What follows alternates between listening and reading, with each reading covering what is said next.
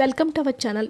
వినాయక చవితి రాబోతుంది. దేవదేవులు ఎంతమంది ఉన్నా వారిని పూజించే ముందు విఘ్నాలను తొలగించే వినాయకుడిని పూజించాలి. సర్వ విఘ్నాలను తొలగించే వినాయకుడి జన్మదినం వినాయక చవితి భాద్రపద మాసం మంగళవారం నుంచి ఈ యొక్క రాశుల వారికి భాద్రపద మాసంలో అద్భుతమైనటువంటి మార్పులు దేవదేవుడు ఇవ్వబోతూ ఉన్నారు. ముఖ్యంగా సెప్టెంబర్ 7వ తేదీ వినాయక చవితి. ఇప్పటికే వినాయకుడి ప్రతిష్ఠించేందుకు ఊరు వాడ పందిళ్ళు ఏర్పాటు చేస్తూ ఉన్నారు. చిన్న పెద్దలంతా గణపతి బప్ప మోరియా అంటూ మండపాలు ఏర్పాటు చేస్తూ ఉన్నారు. భాద్రపద శుద్ధ చతుర్థి పర్వదినం సందర్భంగా వినాయకుడికి ఏ రాశి వారు ఏ నైవేద్యం పెట్టాలనే విషయంపై శాస్త్ర పండితులు కొన్ని సూచనలు సలహాలు ఇస్తున్నారు. అవేంటంటే, మేషరాశి వారు వినాయకుడిని పూజ చేసే సమయంలో ఈ రాశి వారు బెల్లం, దానిమ్మ, ఎండు ఖర్జూరంతో పాటు లడ్డూలు నైవేద్యంగా పెట్టాలి. అలాగే ఎర్ర గులాబీలతో విఘ్నేశ్వరిని పూజించాలి. పూజా సమయంలో మంత్రం ఓం వక్రతుండాయ నమః అనే మంత్రాన్ని జపించాలి. అదేవిధంగా ఈ యొక్క రాశి వారు ఎరుపు రంగు వినాయకుడిని విగ్రహాన్ని ఇంట్లో ప్రతిష్ఠించి పూజ నిర్వహిస్తే సర్వశ్రేష్టమని చెప్తూ ఉన్నారు. ఇక ఆ విగ్రహాన్ని ఎరుపు లేదా సింధూరం రంగు వస్త్రాలతో అలంకరిస్తే ఇంకా మంచిది. వృషభ రాశి వారు వినాయకునికి తెల్లటి పూలతో పూజించాలి. ఈ సమయంలో విఘ్నేశ్వరునికి కొబ్బరి లడ్డూలు, మోదకం నైవేద్యంగా సమర్పించాలి. పూజా సమయంలో ఓం హ్రీం గం హ్రీం అనే మంత్రాన్ని 11 లేదా 28 సార్లు జపించాలి. ఈ రాశి వారు నీలిరంగు వినాయకుని విగ్రహాన్ని ప్రతిష్ఠించి తెల్లటి వస్త్రాలను సమర్పిస్తే మంచి ఫలితాలు కలుగుతాయి. మిథున రాశి వారు వినాయకునికి దర్పలతో పూజిస్తే చాలా మంచి ఫలితాలు కలుగుతాయి. ఈ సమయంలో విఘ్నేశ్వరుడికి మూంగ్ లడ్డు, తమలపాకులు, పచ్చి యాలకులు, ఆకుపచ్చ పండ్లతో పాటు డ్రై ఫ్రూట్స్ని నైవేద్యంగా సమర్పించాలి. పూజా సమయంలో ఓం శ్రీం గం లక్ష్మీ నారాయణ మహా అనే మంత్రాన్ని జపించాలి. ఈ రాశి వాళ్ళు ఆకుపచ్చ రంగులోని గణేషుని పూజించాలి. ఆయనకు ఆకుపచ్చ వస్త్రాలతో అలంకరించాలి. కర్కాటక రాశి వారు వినాయకుని గులాబీలతో పూజించాలి. పూజ సమయంలో బియ్యం పాయసం, వెన్న, మోదకం నైవేద్యంగా సమర్పించాలి.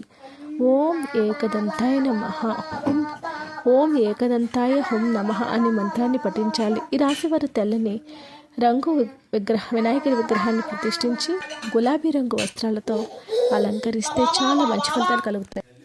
సింహరాశి వారు వినాయకుడిని గన్నేరు పూలతో పూజించాలి. పూజ సమయంలో స్వామివారికి బెల్లం లేదా బెల్లంతో తయారు చేసిన మిఠాయిలతో పాటు ఎండు ఖర్జూరాలు నైవేద్యంగా సమర్పించాలి. ఓం శ్రీం గం సౌభాగ్య గణపతేన వరవరదం సర్వజనం మే వసమానాయ స్వాహ అనే మంత్రాన్ని పఠిస్తే మంచి ఫలితాలు కలుగుతాయి. ఈ రాశి వారు ఎరుపు రంగు వినాయకుని విగ్రహాన్ని ప్రతిష్ఠించి ఎర్రని వస్త్రాలను స్వామివారికి సమర్పిస్తే చాలా మంచిది.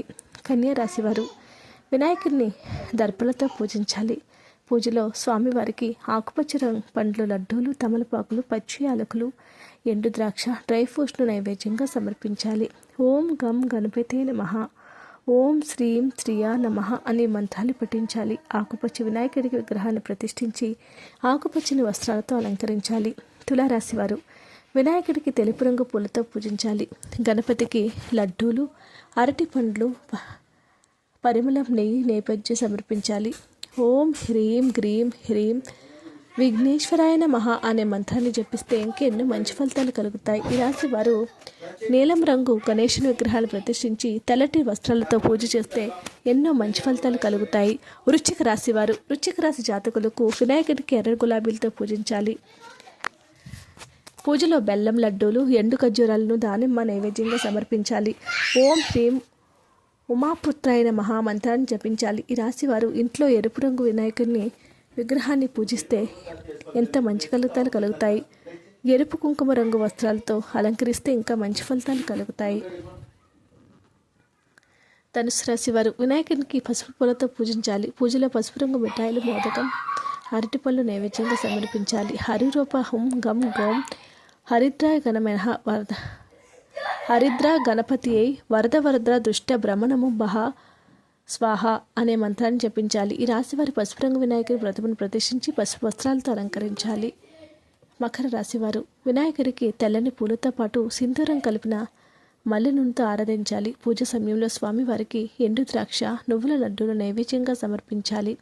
ఓం లంబోదరాయ నమః అనే మంత్రాన్ని జపిస్తే విశేషమైనటువంటి ఫలితాలు కలుగుతాయి. ముఖ్యంగా ఈ యొక్క రాశివారు నీలం రంగు గణేషుని విగ్రహాన్ని ప్రతిష్ఠించుకుని నీలం రంగు దుస్తులతో అలంకరించుకుంటే మంచి ఫలితాలు కలుగుతాయి.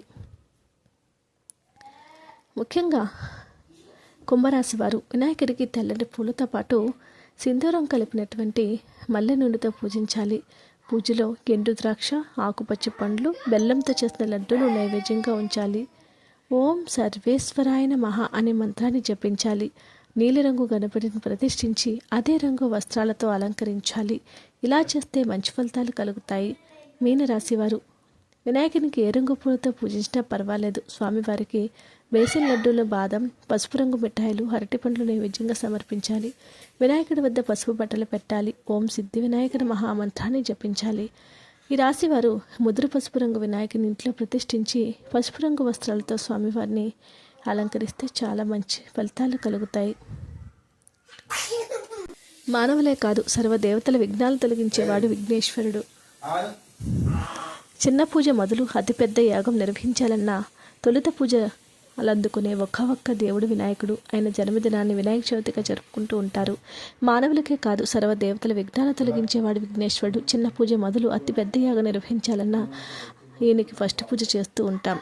అలాంటి భాద్రపద శుద్ధ చవితి రోజు వినాయకుని విగ్రహాన్ని భక్తులు తన ఇంట ప్రతిష్ఠించి 21 రకాల పద్ధతులతో పూజిస్తూ ఉంటారు.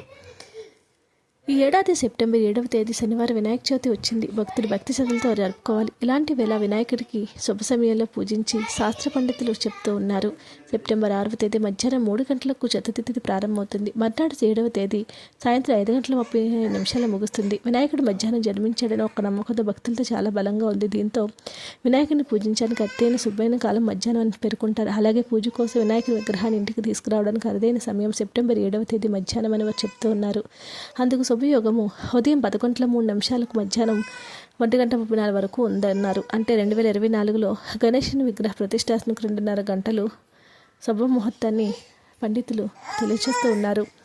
ఈ ఏడాది వినాయక చవితి సందర్భంగా అనేక శుభయోగాలు ఏర్పడతాయి. అందులో ఒకటి సర్వాధి సిద్ధి యోగము. ముఖ్యంగా పరిపూర్ణంగా అన్ని గ్రహాల యొక్క స్థితిగతుల కారణంగా ఈ రాశి వారికి అద్భుతంగా ఉంటుంది. భాద్రపద శుద్ధ చవితి సెప్టెంబర్ 7వ తేదీ మధ్యాహ్నం 12:30 ప్రారంభమై సెప్టెంబర్ 8వ తేదీ ఉదయం 6 గంటల వరకు యోగం కొనసాగుతుందని కూడా చెప్తూ ఉన్నారు. రవి యోగం ఏర్పడబోతుంది. ఈ యొక్క రాశి వారికి అద్భుతంగా ఉంటుంది. రవి యోగము, సర్వాధ సిద్ధి యోగము, ఇలా ఎన్నో యోగాలతో వినాయక చవితి రోజు నుంచి కూడా ఒక 4 రాశుల వారికి అద్భుతంగా ఉంటుంది. సింహరాశి వారు, కుంభరాశి వారు, మకర రాశి వారు, వృశ్చిక రాశి వారు, ఈ యొక్క 4 రాశుల వారికి కూడా అద్భుతమైన ఫలితాలు అయితే రాబోతూ ఉన్నాయి. ఈ యొక్క వినాయక చవితి పర్వదినం అతి అద్భుతమైనటువంటి యోగాలతో ఉంది. వీడియో నచ్చితే లైక్ చేయండి. మరిన్ని వీడియోస్ కోసం మా ఛానల్ సబ్స్క్రైబ్ చేసుకోండి.